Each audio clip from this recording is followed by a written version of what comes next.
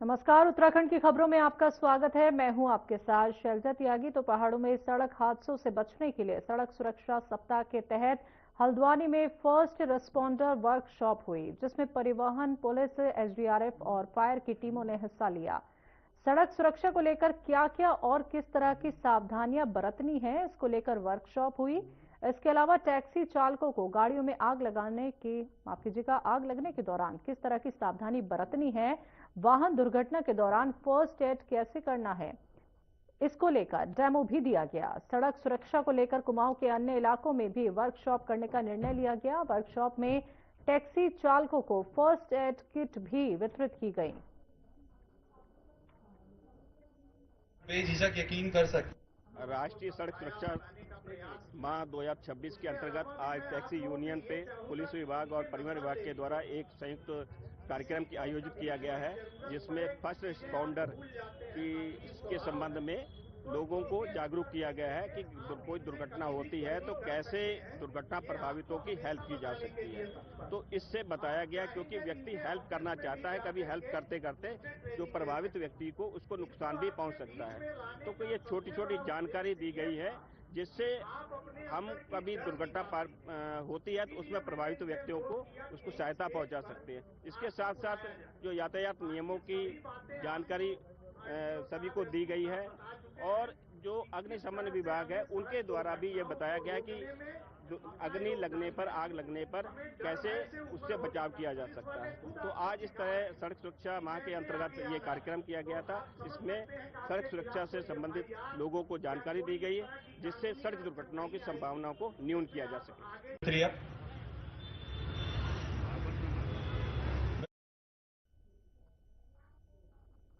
आखिरकार उत्तराखंड में मौसम का मिजाज बदल गया है। मौसम ने करवट ली और राजधानी देहरादून सहित प्रदेश के कई हिस्सों में सुबह से बारिश का दौर जारी रहा। निचले इलाकों में बूंदाबांदी और हल्की बारिश हुई, तो वहीं ऊंचाई वाले क्षेत्रों में बर्फबारी ने मौसम को और सर्द बना दिया है।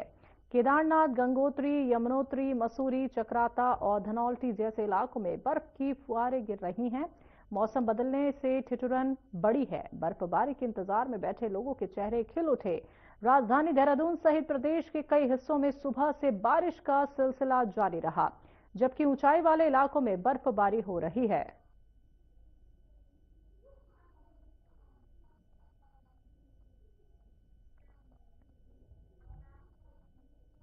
दून सिटीजन फोरम की ओर से दून लाइब्रेरी में शहर के नागरिक मुद्दों पर टाउन हॉल बैठक आयोजित की गई। इसमें ट्रैफिक, पार्किंग, अतिक्रमण और कचरा प्रबंधन जैसे मुद्दों पर नागरिकों ने सवाल पूछे, जिनके अधिकारियों ने सीधे जवाब दिए। बैठक 3 घंटे से अधिक चली और इसे सराहा गया।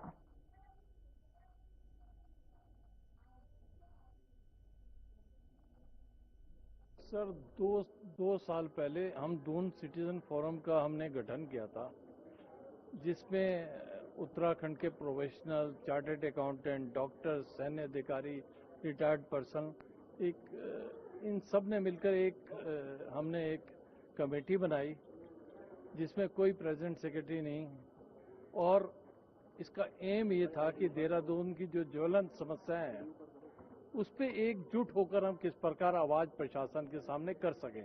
शहर देहरादून के जो आम लोग हैं उनके बीच में, और जो हमारे अधिकारी और हमारे विभाग हैं, क्योंकि आप लोग भी जर्नलिस्ट होने के अलावा आप भी एक इस शहर के और इस राज्य के नागरिक हैं, और ये आप और हम सब इसी बात को जानते हैं कि जो नागरिकों के बीच में और जो अधिकारी, विभाग और सरकारों के बीच में जो संवादहीनता है, और ये अपने आप में वाकई में एक बेहद बड़ा चिंता का विषय है कि पिछले वर्षों में ये जो संवादहीनता जो है ये बढ़ी है। और नागरिक के चाहे उनके सुझाव हों, क्योंकि देहरादून शहर एक पढ़े लिखे लोगों का शहर है, तमाम किस्म के ऐसे नागरिक हैं जिनके सुझाव भी हैं, जिनकी शिकायतें भी हैं, जिनकी पीड़ा भी है। अब देहरादून सिटीजन फोरम ने आज एक प्रोग्राम रखा था देहरादून लाइब्रेरी में, हमें भी वहाँ आमंत्रित किया गया था। यहाँ मुख्य उद्देश्य इनका था कि जो कंसर्न डिपार्टमेंट्स हैं, जैसे परिवहन विभाग है, एमडीडीए है, पीडब्ल्यूडी है और नगर निगम है, ट्रैफिक पुलिस है, और जो सिटीजन है कॉमन यहाँ के देहरादून के रहने वाले लोग हैं, इनमें आपस में कोऑर्डिनेशन हो, आपस में कई समस्याओं का समाधान कैसे निकले, उसमें डिस्कशन किया गया। तो परिवहन विभाग की जहां तक बात है, ट्रैफिक की बात को उठाया गया कि ट्रैफिक जाम कई बार रहता है, और विमेन सेफ्टी की बात भी उठाई गई कि पब्लिक ट्रांसपोर्ट में विमेन सेफ्टी कैसे हो। उसके साथ साथ जो बसें हैं या टाटा मैजिक है, इसमें कई बार ओवरलोडिंग की बात होती है, तो उस पर इन्होंने डिस्कस किया। तो हम लोगों ने बताया इनको कि इन सब चीज़ों पर हम लोग। प्रयागराज माघ मेले में शंकराचार्य स्वामी अविमुक्तेश्वरानंद को रथ से संगम स्नान से रोके जाने का मामला तूल पकड़ता जा रहा है। संत समाज ने इसे अपमान बताया। वहीं बीजेपी विधायक विनोद चमोली ने आरोपों को गलत बताते हुए प्रशासनिक व्यवस्था का हवाला दिया है।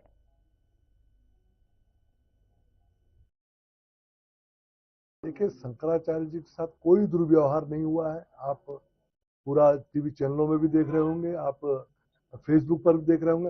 हाँ, ये जरूर है वहाँ लॉ एंड ऑर्डर प्रॉब्लम बनी रहे, क्योंकि पिछली बार वहाँ दुर्घटना ही हुई थी। तो वो लॉ एंड ऑर्डर प्रॉब्लम को बनाए रखने के लिए वहां पर ये जरूर उनसे अनुरोध किया गया था कि आप जो है पैदल चलकर स्नान कर लीजिए।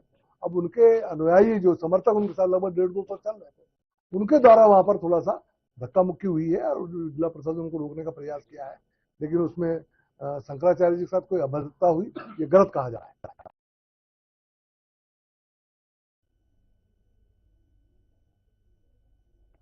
गदरपुर में प्रस्तावित बीजेपी नेताओं पूर्व मुख्यमंत्री त्रिवेंद्र सिंह रावत, विधायक अनिल बलोनी, पूर्व प्रदेश अध्यक्ष मदन कौशिक और विधानसभा अध्यक्ष रितु खंडूरी का दौरा आखिरकार रद्द कर दिया गया। राजकीय इंटर कॉलेज गुलरभोज में हेलीपैड तक तैयार था और पार्टी कार्यकर्ताओं में खासा उत्साह था, लेकिन ऐन वक्त पर चारों नेता नहीं पहुंचे, जिससे कार्यकर्ता मायूस नजर आए।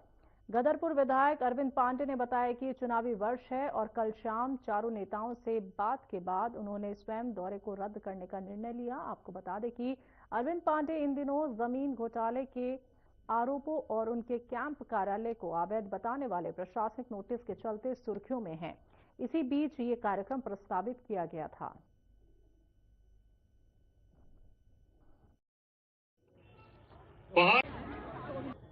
मेरा छोटा भाई जो इस प्रदेश में मंत्री हैं सौरभ बहुगुणा जी, उनका मुझे फोन आया।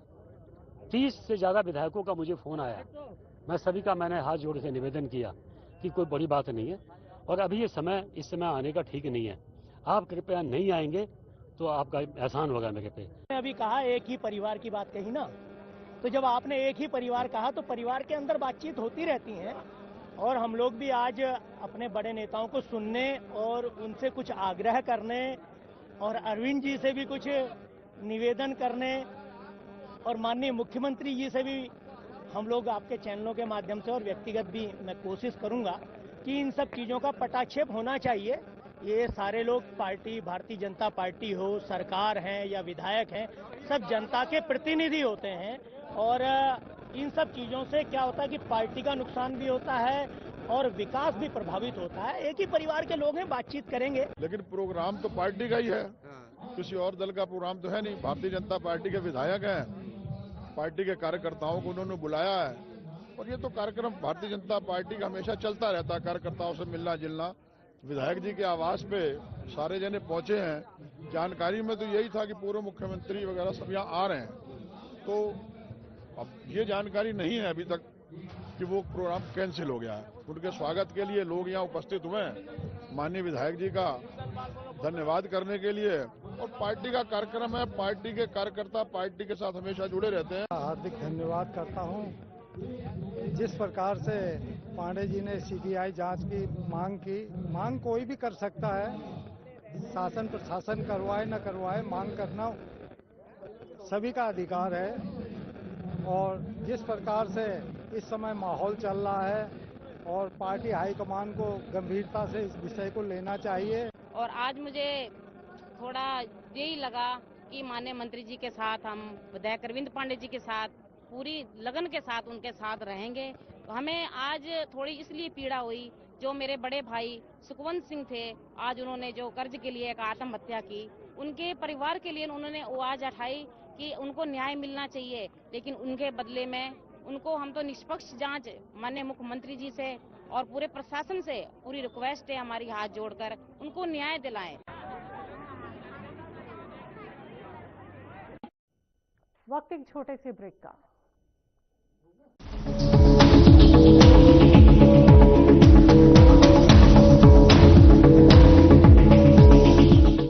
क्या आप दुबले पतले कमजोर हैं, आपकी सेहत नहीं बनती? भूख कम लगती है, वजन नहीं बढ़ता।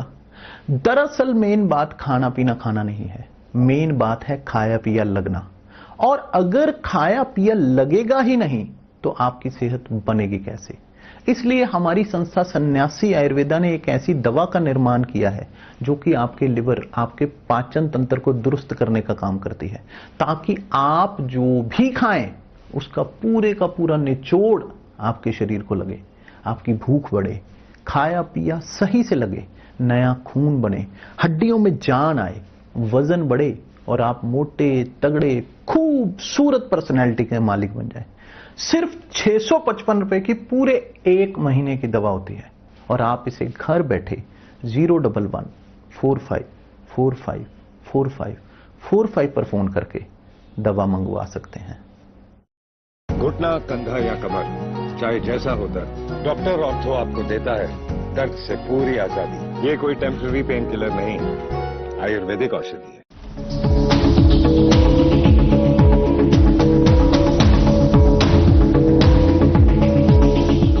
बात करते हैं अगली खबर की। देहरादून में स्थित राजकीय नारी निकेतन, बालिका निकेतन, बाल गृह और शिशु सदन बाहर से भले ही साधारण दिखाई देते हों, लेकिन इसके भीतर टूटे भरोसे और बिखरी जिंदगियों को नया सहारा मिलता है। ये परिसर परित्यक्त और बेसहारा महिलाओं तथा अनाथ बच्चों के लिए सुरक्षित आश्रय है, जहां उन्हें सिर्फ छत ही नहीं बल्कि सम्मान, सुरक्षा और अपनापन मिलता है। यहाँ हर चेहरा अपनी अलग कहानी कहता है। किसी की आंखों में दर्द तो किसी की मुस्कान में नए जीवन की उम्मीद नजर आती है। जिला प्रोबेशन अधिकारी मीना बिष्ट ने बताया कि नारी निकेतन का उद्देश्य पीड़ितों को आत्मनिर्भर बनाकर उन्हें समाज की मुख्य धारा से जोड़ना है।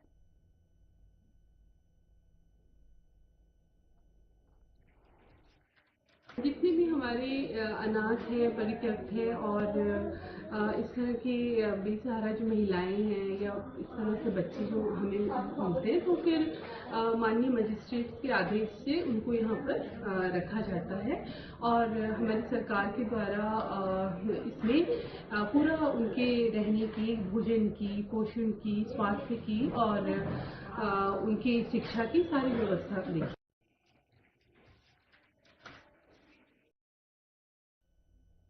पूर्व कैबिनेट मंत्री और किच्छा से कांग्रेस विधायक तिलक राज बेहड़ के बेटे पर बीते दिनों हुए हमले के मामले में बड़ा चौंकाने वाला खुलासा हुआ है। जानकारी के मुताबिक विधायक के बेटे सौरभ राज बेहड़ ने ही खुद पर हमला करवाया था। ये बात खुद तिलक राज बेहड़ ने मीडिया के सामने आकर बताई है।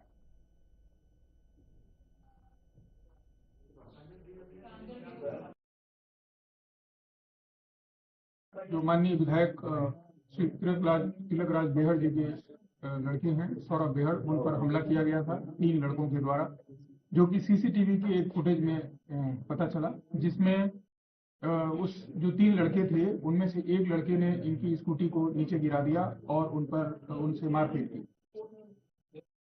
पुलिस को यह सूचना प्राप्त हुई। तत्काल पुलिस की कई टीमें बनाई गईं और कई थाने के इंस्पेक्टर और सीओज को भी इसमें लगाया गया। सारी टीमों ने एक साथ काम किया, मोबाइल सर्विलांस पर, मैनुअल सर्विलांस पर और सीसीटीवी पर। इसमें यह पता चला कि 3 लड़के कौन हैं, उनकी जानकारी हुई, जिसमें वो तीनों लड़के बादशाह खान, दीपक और वंश, ये 3 लड़के आइडेंटिफाई किए गए। सौरभ राज बेहड़ का जो मामला है मेरे बेटे का, जो मुझे रात से जानकारियां मिल रही हैं और सुबह पुख्ता जानकारी जो मिली है, सौरभ राज बेहड़ ने अपने एक दोस्त इंदर के साथ मिलकर स्वयं ही षड्यंत्र रचा है। और जो जानकारी मिली है,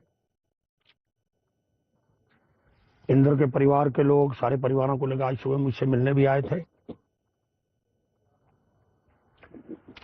इंदर को उसने कहा कि मेरे साथ कुछ करा दो। स्थानीय प्रशासन और खनन माफियाओं के बीच गठबंधन होने से मधमहेश्वर घाटी में मध्य बहने वाली मधु गंगा में अवैध खनन का कारोबार दिन दहाड़े खूब फल फूल रहा है। जहां स्थानीय प्रशासन की सह पर खनन माफियाओं ने मधुगंगा के सीने को छलनी कर दिया है और खनन माफिया खूब चांदी काट रहे हैं। बता दें कि क्षेत्रीय जनता द्वारा अवैध खनन पर अंकुश लगाने की मांग लंबे समय से की जा रही है, मगर खनन माफियाओं और स्थानीय प्रशासन के बीच गठबंधन होने से मधुगंगा में हो रहे अवैध खनन पर रोक नहीं लगा पा रहे।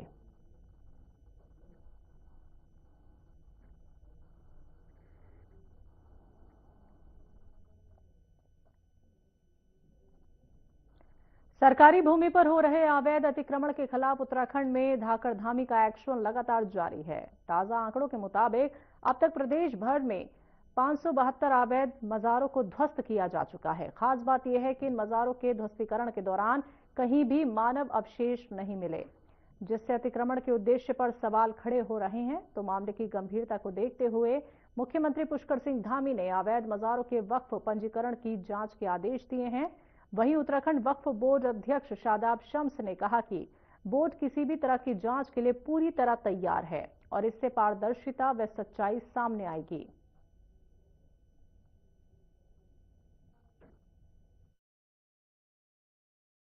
जब युवा मुख्यमंत्री ने मज़ारों के खिलाफ एक लाइन ली, मैं ये कहता हूँ जब मज़ारें तोड़ी गई तो ये बातें सामने आई कि जहां मज़ारें तोड़ी गई उनके नीचे कोई अवशेष नहीं थे। वो मज़ारें अब वो क्या सत्यता थी उसमें तो हम नहीं जाएंगे, लेकिन मैं इतना जरूर कहूंगा कि कोई भी मज़ार जो वक्फ बोर्ड में दर्ज है उन मज़ारों को नहीं छेड़ा।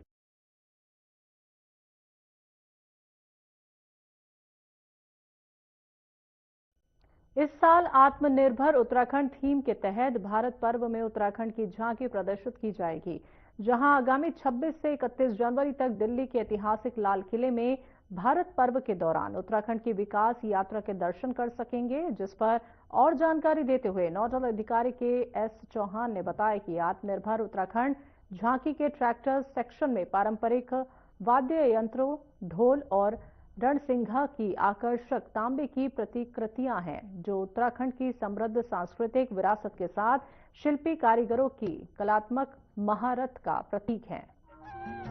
इस वर्ष गणतंत्र दिवस के अवसर पर दिल्ली के ऐतिहासिक लाल किले पर आयोजित भारत पर्व में उत्तराखंड की झांकी आत्मनिर्भर उत्तराखंड की थीम पर बनाई गई, जो आत्मनिर्भर भारत के राष्ट्रीय विजन के अनुरूप राज्य की सांस्कृतिक, आर्थिक एवं पारंपरिक आत्मनिर्भरता को दर्शाती है। इस झांकी को आम जनमानस के लिए 26 जनवरी से 31 जनवरी तक दिल्ली के लाल किले में देखा जा सकता है। उत्तराखंड की झांकी समृद्ध सांस्कृतिक विरासत को उसकी प्राचीन शिल्पकला के माध्यम से प्रभावी रूप से प्रस्तुत करती है।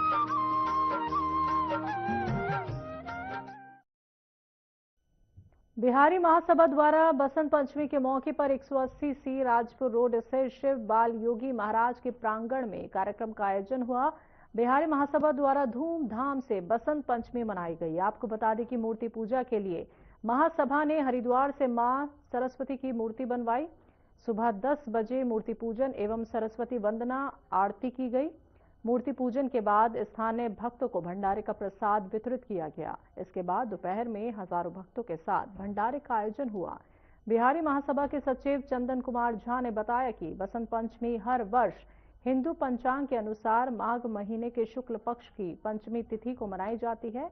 इसे नाग पंचमी भी कहते हैं। बसंत ऋतु में पेड़ों में नई नई कोपलें निकलनी शुरू हो जाती हैं।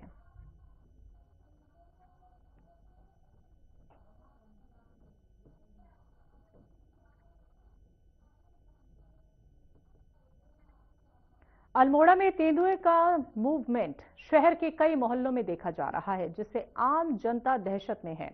सीसीटीवी कैमरे में कई लेपर्ड कैद हो चुके हैं। वन विभाग ने वन्यजीव संघर्ष को रोकने के लिए सभी पर्वतीय जनपदों में अलर्ट जारी किया है। डीएफओ दीपक सिंह ने बताया कि अल्मोड़ा में बीते 3 महीनों में 12 लेपर्ड को रेस्क्यू किया गया है। पिछले सालों की तुलना में शहरी क्षेत्रों में लेपर्ड की गतिविधियां बढ़ रही हैं। विभाग ने कहा कि तेंदुए की गणना और मॉनिटरिंग के लिए विशेष कदम उठाए जा रहे हैं और लोगों को जागरूक करने के लिए भी पहल की जा रही है।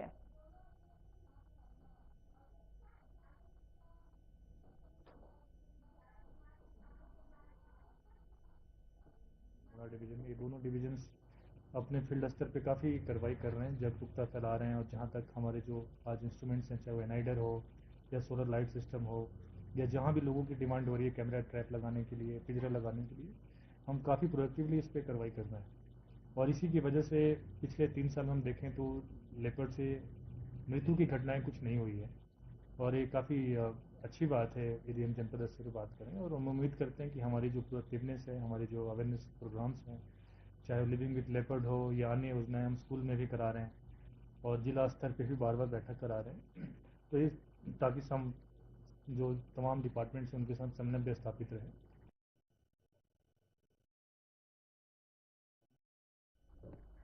उत्तराखंड में शुक्रवार को मौसम ने अचानक करवट बदल ली। देहरादून सहित प्रदेश के कई इलाकों में बारिश दर्ज की गई। वहीं ठंडी हवाओं से तापमान में गिरावट महसूस हुई। मौसम विभाग ने प्रदेश के 6 जिलों में भारी बारिश और बर्फबारी का अलर्ट जारी किया है। उत्तरकाशी, चमोली और रुद्रप्रयाग में बर्फबारी की संभावना जताई गई है, जबकि अन्य जिलों में ओलावृष्टि और तेज हवाओं को लेकर येलो अलर्ट जारी है। बारिश से किसानों को लंबे समय से चले आ रहे सूखे से राहत मिलने की उम्मीद है। वहीं जंगल में लगने वाली आग की घटनाओं में भी कमी आने की संभावना जताई जा रही है।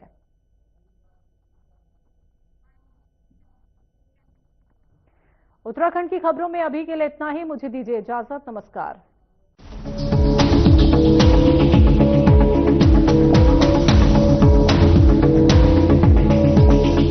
जॉइंट पेन के लिए